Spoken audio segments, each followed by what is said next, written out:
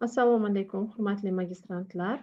Bugun biz turizmologiya fani doirasida birinchi mavzumiz turizmologiya, fan sifatida deb nomlangan mavzuni kirib chiqamiz.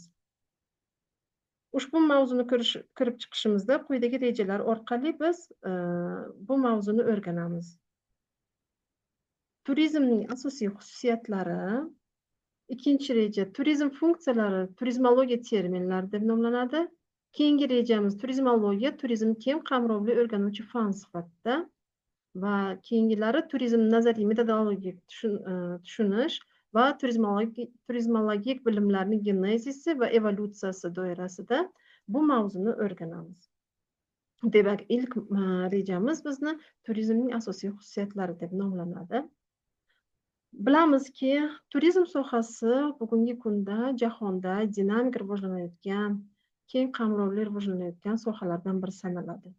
So'nggi paytlarda turizm insonlarning bo'sh vaqtini tashkil etish usuli sifatida mashhur bo'lib bormoqda va bunda transport, aloqani jadal rivojlanishi, aholining turmush darajasini oshishi, insonlarning bo'sh vaqtini mavjud bo'lishi va bo'sh vaqtini ko'payishi, bular hammasi aynan turistik sayohatlarni oshishiga zamin bo'lmoqda, sabab bo'lmoqda. Ta'sir etuvchi asosiy omillar sanaladi.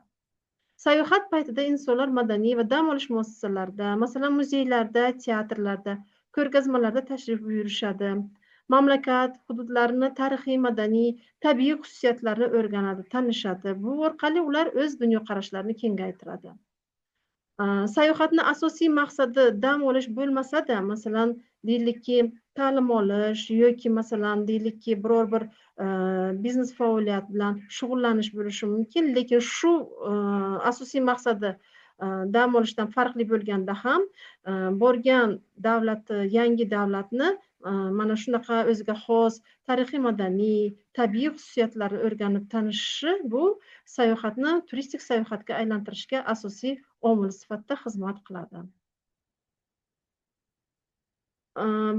Biz birinchi rejamiz doirasida asosiy turistik tushunchalarni ham o'rganib chiqishimiz kerak va asosiy turistik tushunchalar sifatida biz quyidagilarni aytib o'tishimiz kerak bo'ladi. Turistik eksport tushunchasi. Turizm sohasida turistik eksport tushunchasi boshqa sohalardagi eksport tushunchasidan biroz farqlanadi va o'ziga xos xususiyatga ega. Ya'ni turistik eksportda bu mamlakatdan turistik taassurotlarni eksport qilish asosiy mohiyatini anglatadi va bunda sayyoh tashrif buyurayotgan davlatda turistik xizmatlarni iste'mol qilishi jarayonida tashrif buyurgan davlat uchun turistik xizmatlarni eksporti ko'rsatkichiga hissa qo'shadi. Ya'ni u o'sha tashrif buyurgan davlatda turistik xizmatlarni iste'moli orqali tashrif buyurgan davlatning iqtisodiyotiga o'suvchi ijobiy ta'sirini ko'rsatadi. Ya'ni mamlakatdan turistik taassurotlarni eksport qilish bo'lib, turistik eksport bu bir vaqtning o'zida turistning ushbu mamlakatga pul olib kirishi bilan bog'liq bo'lgan tushuncha hisoblanadi. Turistik import esa shuni aksi bo'lib, ya'ni bir davlatdan turist boshqa davlatga sayohatni amalga oshirganda, aynan o'z davlatidan ketish jarayonida u o'sha turistik import ko'rsatkichiga hissasini qo'shadi, ya'ni qaysi ma'noda u boshqa davlatga borganda boshqa davlatning turistik xizmatlarini iste'mol qilgani uchun o'z davlati u davlatni turistik xizmatlari import qilgan sifatida ta'riflanadi. Ya'ni bu mamlakatda turistik tajribalarni olib kirish, bu turist tomonidan ushbu mamlakatdan bir vaqtning o'zida pul olib chiqish bilan birga kechadigan jarayon sifatida tavsiflanadi.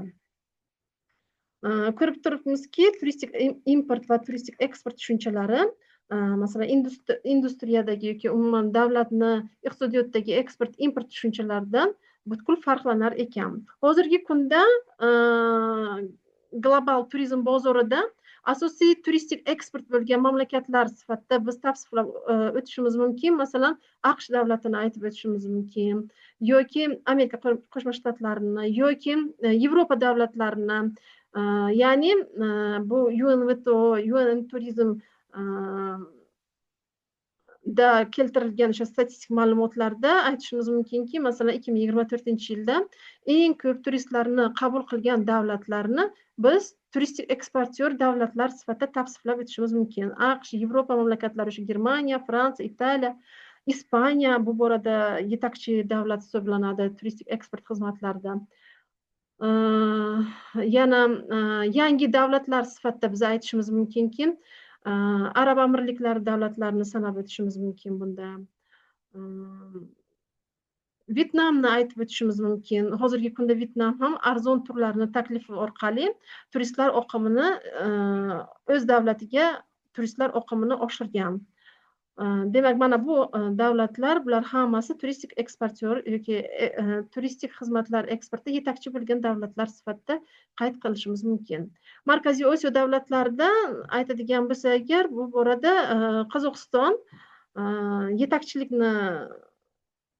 davlat hisoblanadi. Ya'ni Qozog'iston Markaziy Osiyo davlatlari orasida ko'proq turistlar oqimini qabul qiluvchi va turistik xizmatlarni sotuvchi, ya'ni eksport qiluvchi davlat sifatida qayd etishimiz mumkin. 2024-yil ko'rsatkichlariga qaraganda Qozog'istonda aynan turistik xizmatlar eksportini ko'rsatkichi 3 milliard dollarni tashkil qilgan va bu borada ikkinchi o'rinda masalan O'zbekistonni aytadigan bo'lsak, O'zbekiston bu borada mos yilda, ya'ni 2024-yilda 1.6 milliard AQSh dollariga teng bo'lgan turistik xizmatlar eksport ko'rsatkichlari.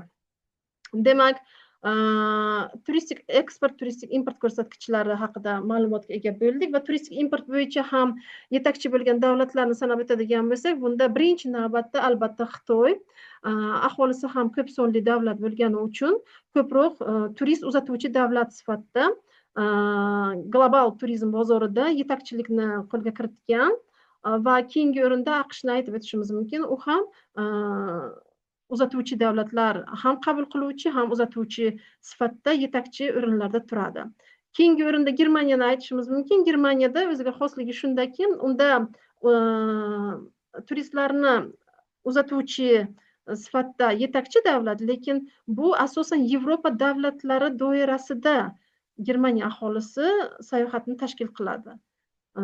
Bu o'ziga xosligi shundan iborat. Demak, turistik eksport, import tushunchalari bilan tanishib chiqdik. Turizm industriyasi keyingi asosiy tushuncha hisoblanadi turizmologiya fanida. Turizm industriyasi bu umuman olganda turizm sanoatiga xizmat qiladigan barcha korxonalar, tashkilotlar, masalan deylikki mehmonxonalar va joylashtirish obyektlari, transport vositalari, ko'ngilochar obyektlar, ta'lim obyektlari, sog'liqni saqlash obyektlari, bularni hammasini aytib o'tishimiz mumkin. Shu bilan birga turistik xizmatlarni taklif etuvchi turistik tashkilotlar faoliyatlari, turoperator, sayyohlik agentlarining faoliyati bilan shug'ullanuvchi tashkilotlar ham turizm industriyasini asosan tashkil qiladi va bu tashkilotlarning barchasi, shuningdek ekskursiya xizmatlarini ko'rsatuvchi tashkilot muassasalar ham bunga kiradi. Bu tashkilotlarning barchasini xizmatlarining majmui turizm industriyasini tashkil qiladi. Turizm alohida tarmoq sifatida o'ziga xos jihatlarga ega. Demak, turizmni biz uning asosiy xususiyatlarini ko'rib chiqamiz quyida. Demak, turizm alohida, demak, tarmoq sifatida o'ziga xosligi bu masalan istagan sayohatdan farqli tushunchasi, farqli jihati bor turistik sayohatni va bu insonlarni qisqa vaqt ichida harakatlanishi, sayohatni amalga oshirishi nazarda tutadi. Va bu qisqa vaqtlik ham turizmni masalan muddatlari, davomiylik muddatlarini asosan 3 jihatga bo'lishimiz mumkin. Odamlar asosan maosh oluvchilar yillik qisqa muddatda o'rtacha 2-3 hafta ta'til olish huquqini oladilar va statistik ma'lumotlarga ko'ra eng katta ulushni dam olish kunlari turizmi tashkil etar ekan. Umuman turistik sayohatlar orasida dam olish kunlarini nazarda tutyapmiz, ya'ni 2-3 kunlik dam olish kunlarini nazarda tutyapmiz. Qisqa dam olish vaqtlari umuman turistik sayohatlar orasida mana shu qisqa dam olish vaqtlari davomiyligida turistik sayohatlarni tashkil qilish bu yetakchilikni qo'lga kiritgan va ikkinchi o'rinda 6-7 kunlik davomiylikda sayohatlarni tashkil qilinishi, undan keyingisi esa kichikroq ulushga ega bo'lgani 8-12 kunlik, ya'ni uzoqroq davom etadigan turistik sayohatlarni turlarini tashkil qilish. Bu borada demak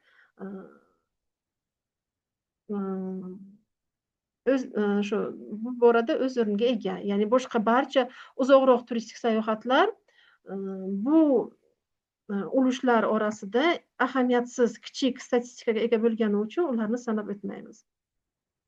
Va keyingisi turizm uchun doimiy yashash joyini aniqlash muhim ahamiyatga ega, chunki turistik sayohatni asosiy kriteрийлari, asosiy xususiyatlaridan biri doimiy yashash hududidan farqli hududda sayohatni shakllantirish hisoblanadi. Bu ham o'ziga xos jihatlardan biri hisoblanadi. Keyingisi bu eng muhim kategoriya turizmning maqsadi bo'lib, turizmda asosiy maqsad bu ko'ngilochar dam olish yoki ma'rifiy shakllarga sanaladi va muhimligi bo'yicha masalan sog'lomlashtirish, shifo maqsadlari, professional biznes yoki masalan qarindoshini ko'rish, shunga o'xshagan maqsadlar ham turizmda asosiy maqsadlar qatoriga kiradi. Bilamiz, turistik maqsadlar turli xil bo'ladi va ularni masalan sanab o'tadigan bo'lsak 10 dan ziyod turlari bor va yuqorida qayd etgan turlarimiz asosan asosiy yetakchi turistik maqsadlar turlariga kiradi. Va keyingisi turizm ko'pgina mamlakatlar iqtisodiyotida muhim tarkibiy qismi bo'lib, turistik sayohatlar bu mahalliy aholining ish bilan ta'minlanishida, mehmonxona, restoran, ko'ngilochar tadbirlar o'tkazishga imkon beradi va chet el mos ravishda xorijiy valyutalar, chet el valyutalarini oqimini ta'minlaydi. Va hokazo bu asosan demak bu turistik sayohatning o'ziga xos iqtisodiy xususiyati hisoblanadi.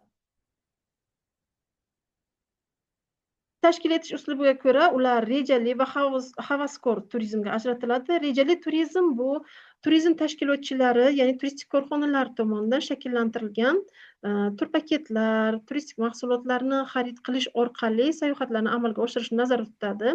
Bu davlat tomonidan ham ma'lum bir huquqiy me'yoriy qoidalarga asoslangan holatda shakllantiriladigan taklif etiladigan turlar hisoblanadi. Keyingisi havaskor turizm bu aynan professional turistik tashkilotlar tomonidan emas, balki ommaviy turistik faoliyatlarni o'ziga xos turdan biri hisoblanadi. Ixtiyoriy havaskorlik asosida amalga oshiriladigan sayohatlarni nazarda tutadi. Havaskor turizmga biz misol qilib aytishimiz mumkin, masalan, oilaviy qisqa vaqtda 2-3 kunlik turlarni tashkil qilib, masalan turli turizm turlarini shakllantirish, dam olishni amalga oshirish, turistik sayohatlarni shakllantirishlarini misol qilishimiz mumkin bo'ladi. Keyingi rejamiz turizm funksiyalari, turizmologiya terminlari. Turizm funksiyalari mutaxassislar fikricha turistik sayohat kognitiv, ijtimoiy kommunikativ, sport, estetik, hissiy psixologik, sog'lomlashtiruvchi, ziyorat kabi ijobiy ijtimoiy funksiyalarga ega va bular haqida birma-bir fikr yuritadigan bo'lsak agar, turizmning kognitiv funksiyasi bilish, voqelikni tafakkurda aks ettirish, tahlil qilish, takrorlash jarayoni sanaladi. O'zi kognitiv funksiya va turizmning kognitiv tomoni insonni boyitishda, dunyoqarashini kengayishida, tarix, iqtisodiyot, tabiat, fan, madaniyat sohasida bilimlarni kengaytirishda, tabiat, inqilobiy yodgorliklar, harbiy va mehnat an'analari kabilar bilan tanishish, madaniyatni o'rganish bo'yicha istagini namoyon etadi. Keyingi funksiyasi bu sog'lomlashtirish funksiyasi va Jahon sog'liqni saqlash tashkiloti tomonidan salomatlik tushunchasi sifatida shunday ta'rif beriladi. Bu to'liq jismoniy, aqliy, ijtimoiy farovonlik holati deb ta'riflangan. Salomatlik holati va o'z-o'zidan turistik sayohatlarni qaraydigan bo'lsak, turistik sayohatlarga xos bo'lgan jarayon hisoblanadi.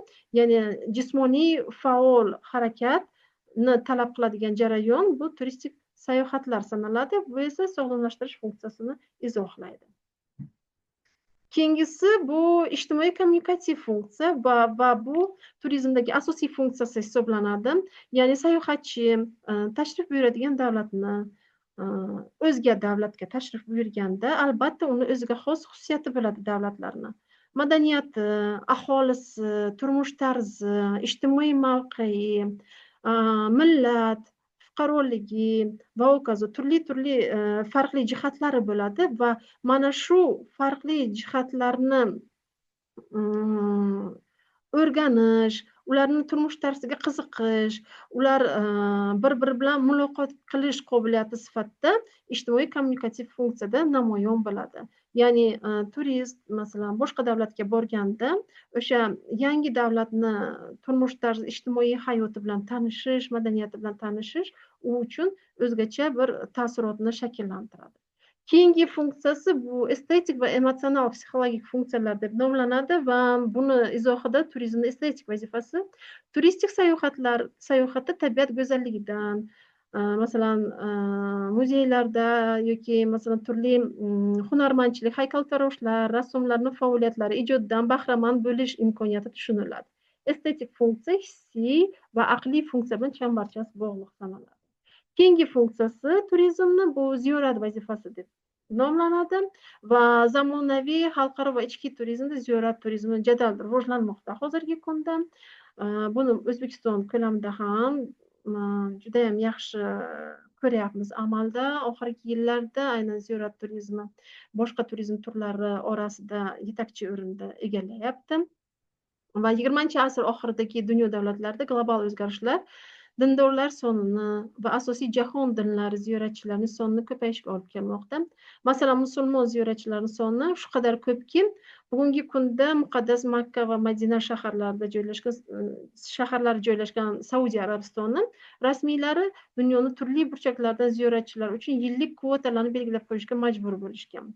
Ya'ni biz bilamizki, Saudiya Arabistonida masalan haj ziyoratlarini amalga oshirishda ular albatta kvotalarni belgilashga majbur bo'lishadi, chunki ularni sig'imi mavjud, cheklangan va mana shu kvotalar orqali turizm tartibga solishni amalga oshiradilar. Demak, turistik faoliyatning kasbiy vazifalarini tasnifi haqida gapiradigan bo'lsak, 3 turga bo'linadi va birinchisi turistlarga xizmat ko'rsatish sharoitida mijoz uchun optimal yechimni tayyorlash vazifasi hisoblanadi. Ya'ni turistik xizmatlar holatini yoki umuman buni sodda qilib aytganda, turist sayohatni amalga oshirishdan oldin unga talabga mos ravishda tur paket taklifini nazarda tutadigan vazifa hisoblanadi. Ya'ni turistni xususiyatlari, uning maqsadlarini o'rgangan holatda, uni ma'lum bir talabini, parametrlari, joy, vaqt kabi va yoshi xususiyatlarini o'rgangan holatda mos tur paketlarini taklifini shakllantirish birinchi kasbiy vazifasi hisoblanadi turistik faoliyatni. Keyingi vazifasi esa mijoz tomonidan maqbul qarorlar qabul qilishni boshqarish vazifasi deb nomlanib, mijozga masalan optimal turistik mahsulotni izlashda yoki mijozga rag'batlantiruvchi ta'sirlar, o'sha turistik mahsulotni taklifini amalga oshirganda turli rag'batlantiruvchi ta'sirlarni amalga oshirish kabi xususiyatlarni nazarda tutadi. Keyingi oxirgisi esa turistik mahsulotni iste'molidan keyingi jarayonni nazarda tutuvchi va qarorni amalga oshirishda iste'molchiga hamrohlik qilish vazifasi deb nomlanadi va mijozni qoniqishini baholashda ifodalanadi. Demak, turizmologiya termini haqida gapiradigan bo'lsak, agar fanimizning nomi turizmologiya deb nomlanadi. Bu termin haqida ilmiy adabiyotlarda turizmning nazariy asoslarini o'rganuvchi fanning nomi sifatida quyidagi terminlarni uchratishimiz mumkin, ya'ni sinonim terminlar: turizmologiya, turizmovedение, turistika, turologiya, turografika, turizmshunoslik. Bularning hammasi aynan turizmologiya terminini hamohang bo'lgan, o'xshash bo'lgan terminlar sanaladi va bularning mohiyati aynan ilmiy adabiyotlarda turizmning nazariy asoslarini o'rganuvchi fanlar sifatida namoyon bo'ladi. Keyingi rejamiz, 3-rejamizga keldik. Turizmologiya turizm keng qamrovli o'rganuvchi fan sifatida. Ilmiy fan sifatida turizmologiyaga aylanish jarayonida ikkita davrni ajratish mumkin.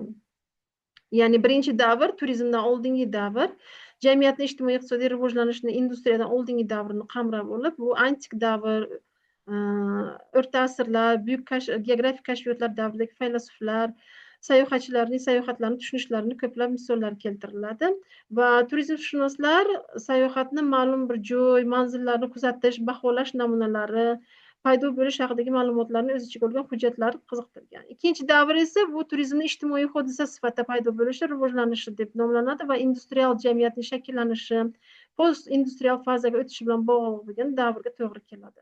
Sayohat va turizm amaliyotni tahlil qilishda ilmiy yondashuvlar shakllana boshladi va ularni tushunishning nazariy darajasi asta-sekin oshib boradi. Demak, turizmni nazariy metodologik tushunish, ya'ni turizm ijtimoiy hayotning ko'p qirrali hodisasi va dinamik global sanoat sayohatchilarning katta oqimini keltirib chiqaradigan 100 millionlab ish o'rinlarini yaratuvchi keng ijtimoiy tizim sifatida va turmush tarzini shakllantirish, inson ehtiyojlarini qondirishning muhim omili sifatida qaraladi va bunday serqirra hodisa ilmiy mulohaza yuritishni talab qiladi va turizmni turli nazariy amaliy jihatlari allaqachon tushunib o'rganilgan, biroq fundamental ilmiy izlanishlar va umuman turizm haqida umumlashtirilgan tushunchaga hali ham ehtiyoj bor. Turizm faoliyatining asosiy iqtisodiy xususiyatlari quyidagilardan iborat. Turistik xizmatlar bozorining tuzilishi. Demak, turizm faoliyatining asosiy iqtisodiy xususiyatlari sifatida har bir davlatda turistik xizmatlar bozorining xususiyatlari o'ziga xos shakllanish xususiyatlarini nazarda tutadi. Turistik mahsulotning narx tavsifi. Turistik mahsulotni, demak, narxi bu mahsulot tarkibiga kiradigan xizmatlar majmuida ifodalanadi. Milliy bozorda turistik xizmatlarni davlat tomonidan tartibga solishning iqtisodiy parametrlari. Demak, har bir davlatning o'zini turistik sohasini tartibga solishning siyosati bor. Turistik siyosat ham deb aytishimiz mumkin buni. Demak, bunda har bir davlatda bu turistik siyosatlari ularni viza tartiblarini belgilashda yoki turli iqtisodiy imtiyozlarni shakllantirilishida, o'sha turistik oqimlarni oshirishda qo'llab-quvvatlovchi turli iqtisodiy nima deydilar, parametrlarni qabul qilishida, bularning hammasi, demak, milliy bozorda turistik xizmatlarni davlat tomonidan tartibga solishning iqtisodiy parametrlari deb nomlanadi. Mahalliy turistik firmalarning milliy va xalqaro bozorlardagi raqobatdoshligi, aholining xarid qobiliyati va uning turistik mahsulotni iste'mol qilishdagi iqtisodiy qobiliyati, bularning hammasi, demak, iqtisodiy xususiyatlarda namoyon bo'ladi turizm faoliyatining. Turizmologiya fan sifatida quyidagilarni talab qiladi. Ilmiy bilish predmeti sifatida unga yagona kompleks yondashuv, turizm rivojlanishini tahlil qilishning mavjud ilmiy yondashuvlarini tizimlashtirish, o'rganish predmeti va obyektini aniq ta'rifi, dolzarb ilmiy masalalar doirasida uning alohida tarkibiy qismlarini umumiy rasmda belgilash, antropologiya, ekologiya, iqtisod, rekreatsiya kabi qator fanlarni tahlil qilish orqali subyektlararo munosabatlar tizimini o'rganishda namoyon bo'ladi. Va turizmologik bilimlarning genezisi va evolyutsiyasi so'nggi rejamizda biz turizm tarixshunoslikda sayohat va turizm tarixini davrlashtirish bilan bog'liq bo'lgan yondashuvlar haqida so'z yuritamiz va masalan rus olimi Grishkevich tomonidan taklif etilgan turizm tarixini davrlashtirishni asosini tarixiy xronologik yondashuv tashkil etadi va unga ko'ra quyidagi davrlarga bo'lib o'rganish taklif etilgan.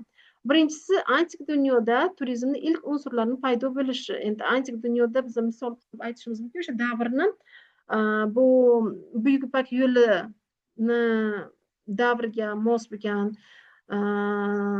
Buyuk Ipak yo'li bo'yicha amalga oshirilgan sayohatlar, savdogarlarning o'sha karvon yo'llari bo'yicha amalga oshirilgan sayohatlari, bularni ilk turizmning ilk unsurlarining paydo bo'lishiga misol qilishimiz mumkin. Ularning asosiy maqsadi savdo bilan shug'ullanish bo'lsa-da, ular ana shu uzoq masofada harakatlanishi jarayonida turli turizmga turistik sayohatlarga tegishli bo'lgan xizmatlarni iste'mol qilishgan. Masalan, deylikki, tunash ehtiyojlari bo'lgan yoki masalan ovqatlanish ehtiyojlari bo'lgan va hokazo turli masalan mana shu ehtiyojlarni uzoq sayohatlarni amalga oshirish jarayonida shu ehtiyojlarni qondirganlar va shu ehtiyojlarni qondirish barobarida unga mos ravishda infrastrukturalarning ilk ko'rinishlarini, turistik infrastrukturalarning ilk ko'rinishlarini, masalan, mehmonxonalarni aynan hozirgi zamonaviy mehmonxonalar sifatida bo'lmasa-da, o'sha tunash ehtiyojini qondirishga mos tunash ehtiyojini qondirishga yo'naltirilgan karvonsaroylarni xizmatlarini aytib o'tishimiz mumkin. Keyingi davr bu o'rta asrlarda turizmni ayrim turlarining rivojlanishi. Demak, o'rta asrlarda turizmni ayrim turlari sifatida biz aytib o'tishimiz mumkin ziyorat turizmlari shakllanishi. Yoki deylikki o'sha Buyuk Ipak yo'li antik davrga xos bo'lgan bo'lsa-da, bu o'rta asrlarda ham shu yo'l bo'yicha sayohatlarni tashkil qilinishi davom etilgan.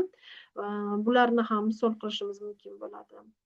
Keyingi davr demak ma'rifat davri deb nomlanib, bu 17-19 asr boshlaridagi 17-asr va 19-asr boshlariga to'g'ri kelgan davrni o'z ichiga oladi va ta'lim, madaniy tarbiya olish usuli sifatida turizm shakllanishi. Bilamizki, bu davrda aynan ma'rifat davri deb nomlanib, turli ilm-fan, madaniyatni keskin rivojlanishini ko'rishimiz mumkin.